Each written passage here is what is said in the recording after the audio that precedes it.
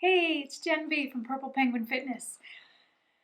Okay, this one's heavy, but we're going to talk about diet culture and racism. This video will be brief. I want to start the discussion here today. Side note, I wasn't planning on recording this video today, so, excuse my lack of prep and primping for today's video.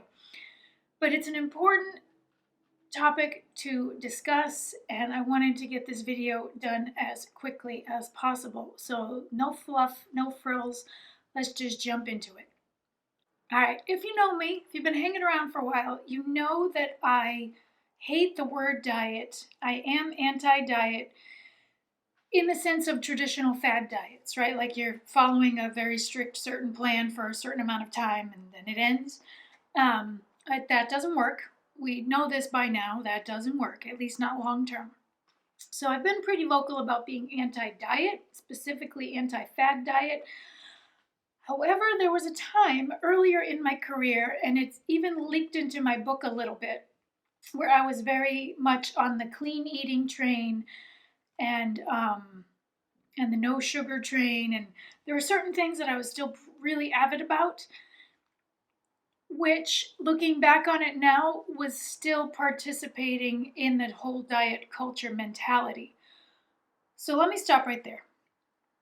Diet culture is basically the belief that controlling what you eat makes you like a good person or not, is a reflection on your self-worth or what you don't eat, or it's tying your belief system, your morality, your worthiness, for lack of a better word, into what you eat or don't eat. And it leads to guilt and shame, ultimately. However, on the flip side, there's I'm hesitating because I don't want to offend anybody. There's the intuitive eating camp and the like, no foods are off limit and, whatever, just kind of free falling over here. And I'm hesitating because I don't know enough about intuitive eating from the inside, like as a professional. I've dabbled in it just as a person and it doesn't work for me. So I kind of like, nope, that doesn't work. But I know it works for a lot of people. However, to me, it's just another form of a diet. And I might be misunderstanding that. And if it works for you, then good, great. I'm happy for you. If you feel like you've gotten rid of the guilt and the shame and you feel good. This is my personal concern. And we're going to get tie into how this all comes down to racism in a minute. But just allowing yourself to eat whatever you want, whenever you want, and be happy clappy may not make you happy in the long run. And I'm not talking about weight loss, and I'm not talking about fitness, and I'm not talking about how you look or what size you are. None of that. I'm just talking about like how you actually feel. Because what you eat is medicine for your body, or not. What you eat does affect every cell. Your muscles, your organs, your brain, everything is influenced by what you eat. So when we're just allowing ourselves to like throw all caution to the wind, and if you feel like eating a cupcake, eat a cupcake, that doesn't jive with me, because one cupcake turns into like 6 cupcakes, and then I feel disgusting in many ways for several days. Like, that's just not health to me. But all of these words have become triggers. Diet has become a trigger, health has become a trigger, even fitness has become a trigger, nutrition has become a trigger, like all of these words, wellness, because they're used by the diet, fitness, weight loss industries to sell you something or try to get you to do things their way. And I'm a part of that. So I'm here to tell you today. I don't know what I'm here to tell you today. That things have got to change.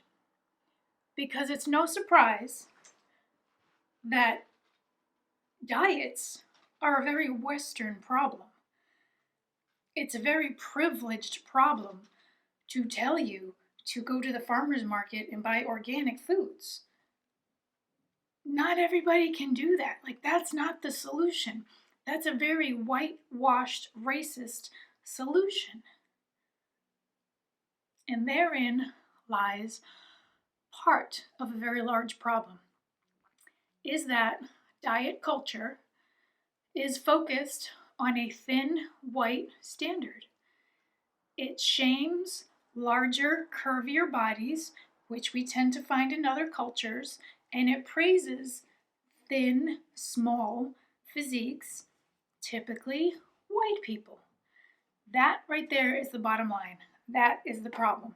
So if you've got a little extra fluff on you and thickness and curves, and dieting doesn't work for you because your body is never going to be that Instagram fitness model size and shape, me either, that's okay. It really is okay. And it's not just about, so another camp, oh, I'm going to piss people off. Okay. Another camp that I've been paying attention to lately is the body positivity space. Let me say two things. I love the concept of it. Love your body, any shape or size. Love the skin you're in, no matter what. Love that. I don't find the body positivity space to be very positive. It tends to be a place, how do I say this politely? It's almost like thin shaming. It's almost the opposite. You can be body positive once you're over a certain size. But anybody under a certain size, and I don't know what that is, above normal, above average, if you're under that size and you start talking body positivity, you get shamed and ridiculed and like shamed off of the whatever space you're in. And when plus size people in the body positivity space start losing weight for whatever reason, they get shamed. That's not okay. That's not positive. Body positivity, to me, is being positive about all bodies, no matter what, even when they change. Side note, the body positivity movement, from what I understand, was originally created for people with disabilities. It wasn't necessarily intended to be what it has become. But anyway, okay, so that's where I'm coming from right now, is diet culture, body positivity, and racism. And this, or white supremacy, or patriarchy, or however you want to look at it, because that's what it boils down to. This situation that we're in right now, with certain experts preaching this thing and certain experts preaching this thing, and over here you're told to eat clean and be shredded and ripped, and over here you're told to love yourself at any size, and over here you're told to eat high fat, and over here you're told to eat low fat, and everybody is saying something different. How do you know who to listen to? You listen to yourself, because it's your body. And your body is never going to look like somebody else's body. So if you're following somebody because you like the way they look, and you do their meal plan or their workout because you want to look the way they look, it's not going to work. It's not. Especially if they're another race than you are. Genetically, your body is what it is, and it's only going to change so much. Like, these hips are not going anywhere as much as I try. And believe me, I've tried. I stopped trying a few years ago because it is what it is. Now I realize I'm a white woman. And the other problem I have with diet culture is that it's all white people telling you what to eat, myself included. So my voice and my perspective may not be what you need to hear, but it's important to start this conversation.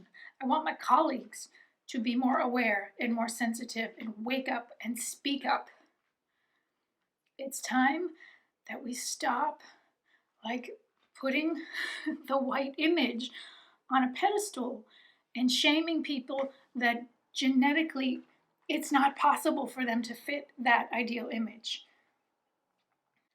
We need to stop shaming certain cultural foods. We need to stop shaming people who live in food deserts and don't have access to farmers markets and Whole Foods. It's a real problem.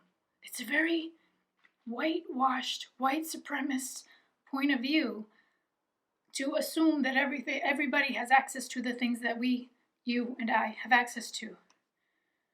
Hopefully you do. Maybe you don't. I'm trying to get a more well-rounded perspective on what's out there because honestly, every certification I have, every workshop I've gone to, every seminar I've attended, is that true? The ones I can think of off the top of my head were all presented and taught by white people. The fitness industry in America is a very whitewashed industry. I'm hesitating because I don't want that to be true. I'm like, there's got to be somebody. There are a few celebrity fitness people I can think of, like Shaun T, who are outside the norm. But in general, even the yoga course I took was taught by a blonde southern white woman teaching yoga. I mean, so, there you go. Which was okay with me at the time because anyway, we're getting off topic. I don't want to teach traditional yoga because I'm not Indian and it's not part of my culture or my religion or me or my life. I just wanted to know how to do the poses better. So, but if I actually wanted to learn the language and the history behind it, I would not have taken it from a white woman. So that's my point. That's my point. That's the problem. All right, my friend, I'm going to end this one. Come back at you another day with more research and hopefully answer or attempt to answer whatever comments and questions you may have. So hit me up below. Bring it on. I'm ready. I could take it. Kinda. Be nice. All right. Until next time, make sure you're subscribed so you don't miss the next video. And be well. Take care. See you later.